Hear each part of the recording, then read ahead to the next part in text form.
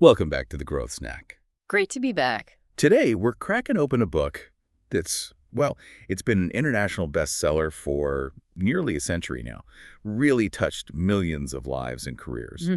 We're doing a deep dive into Dale Carnegie's How to Win Friends and Influence People. That's right. And this isn't just some old book collecting dust. It's a classic that was born out of a very real need, actually. Oh, yeah? Yeah, back in the 1930s, researchers, University of Chicago, places like that, they did this huge 2-year survey. Cost $25,000 back then, which was a lot. Wow.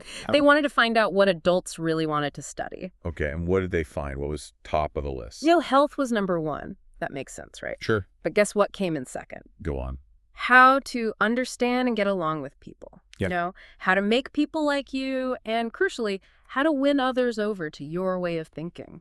Fascinating. So people were basically crying out for practical guidance on human relationships. Exactly. And there just wasn't a good book for it. Precisely. So Dale Carnegie stepped in, and this book, it didn't come from some academic theory. It was built over years, like in a laboratory of experience. Right. From the real lives, the struggles of thousands of adults in his courses.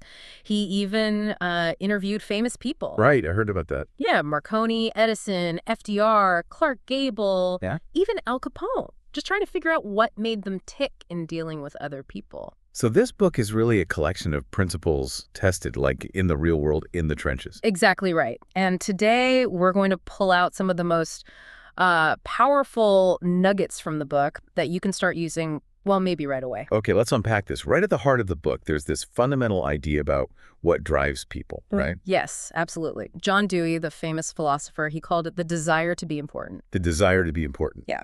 And Freud said basically everything we do springs from, a desire to be great.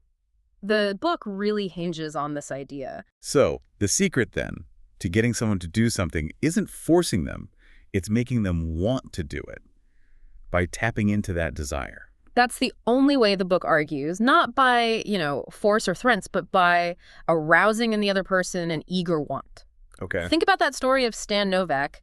His son didn't want to go to kindergarten. Right. Instead of forcing him, Stan and his wife, they just started finger painting, making it look like the most fun thing ever. Fun that the son had to earn by going to school. And suddenly, the boy was excited to go. That's clever. Or Carnegie himself, negotiating rent with a hotel manager. He didn't talk about what he wanted, his budget or anything. No, he made a list of advantages and disadvantages for the manager, showed how keeping the ballroom free sometimes would actually benefit the hotel more than renting it to him at the high price. Focusing on their wants. Exactly. And he got a big reduction just by focusing entirely on the other person's perspective. Okay, this is where it gets really interesting. The book gives these specific principles. And one of the most maybe counterintuitive ones is about arguments. Ah, yes. Principle 1 from part 3. Avoid arguments. The book is emphatic, like really strong. The only way to get the best of an argument is to avoid it completely. You can't win, like ever. Not really, no. Think about it. If you lose the argument, well, you lose. Right. But if you win, you often make the other person feel inferior, you hurt their pride, and they'll just resent your triumph. You haven't actually won them over. Makes sense. As Ben Franklin apparently put it, you might win the point but lose the goodwill. Yeah. The book tells that story of Patrick J. O'Hare, the salesman. He stopped arguing with customers who were, bashing his trucks. What did he do instead? Instead, he'd just agree. He'd say, yeah, you know what? That competitor's truck is good. Really? Yeah. It completely disarmed them. They stopped arguing, started listening, and often he ended up making the sale. Wow. So it's really about changing your perspective on the whole interaction. Exactly. Which leads perfectly to another key principle. Try honestly to see things from the other person's point of view. That's principle 8 from part 3. Seeing it from their angle. Yeah, Henry Ford called this the secret of success, seeing things from their viewpoint as clearly as you see your own. The book suggests 90% of people ignore this 90% of the time. That's a huge blind spot. How do you actually do that, though?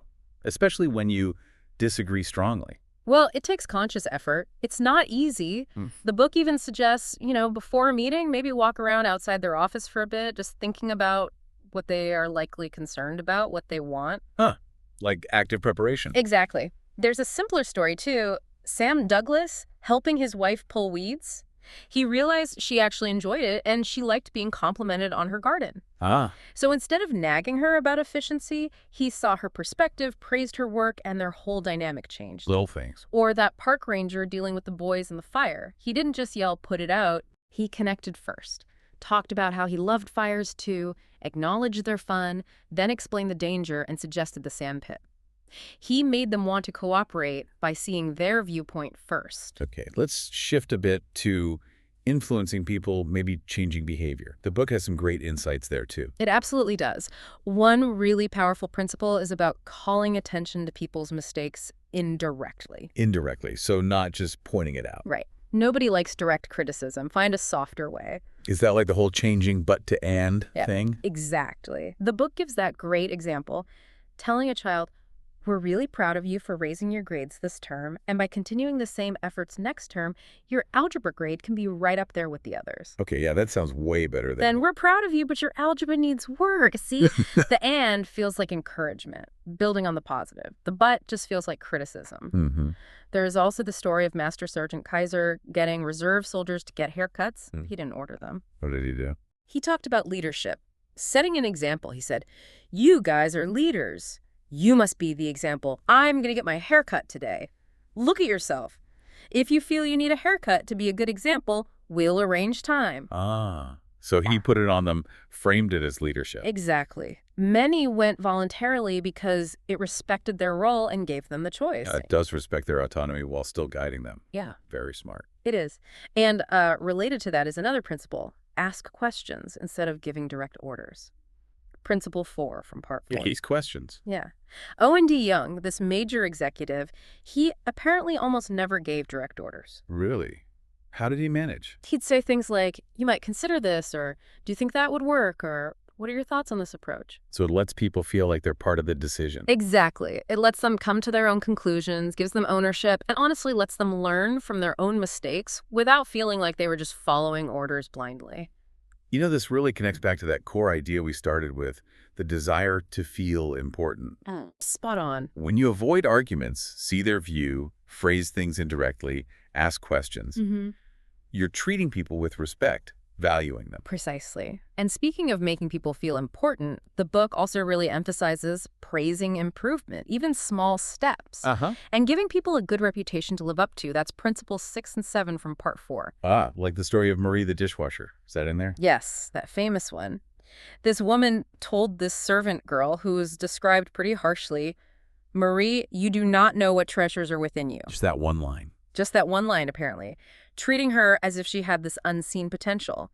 And the story goes, Marie started taking better care of herself. Her whole demeanor changed. She lived up to it. Wow. Or Keith Roper, praising a new printer, not just general praise, but pointing out specific high-quality work, completely turned the employee's attitude around. Specific praise matters. Definitely. And Dr. Fitzhugh, the dentist, he praised his charwoman's work generally, then gave her the specific task of keeping this one metal cup holder gleaming, saying she was the only one he trusted with it. Giving her that fine reputation. Exactly. And she apparently kept it spotless, went above and beyond, living up to the standard he set by believing in her. It's really about seeing the potential in people and kind of helping them see it, too, through your belief. It really is. It's about acknowledging, I think it was William James who said, "Compared to what we ought to be, we're only half awake. We have all this potential we don't use."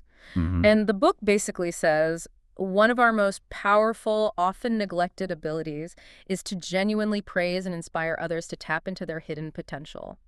So as we wrap up this deep dive into how to win friends and influence people, it's really clear these aren't just, polite suggestions. They feel like incredibly effective techniques for actually navigating human interaction. Yeah, they're built on understanding fundamental human nature, that desire to feel important, to be respected, to have some sense of control, avoiding criticism, seeing things from their view, using indirect suggestions, asking questions, genuine praise. These are all really powerful tools. And the book is just full of stories like the ones we shared, showing these principles working in business, social life, even at home. Right. They aren't just theories floating out there. They are practical, tested ways to interact more effectively and ultimately build better relationships. So here's a thought maybe for you to take away and chew on this week from the Growth Snack.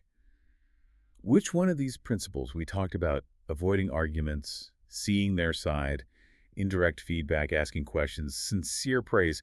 Which one resonates most with you right now, or maybe feels the most challenging? Mm. And where could you consciously try applying just that one principle, maybe in a small way, in your life today or tomorrow? Yeah, just picking one and giving it a go, even in a small interaction. It might surprise you with the results. Absolutely. Well, thanks for joining us for this deep dive. We hope it gives you something valuable to chew on for your own growth.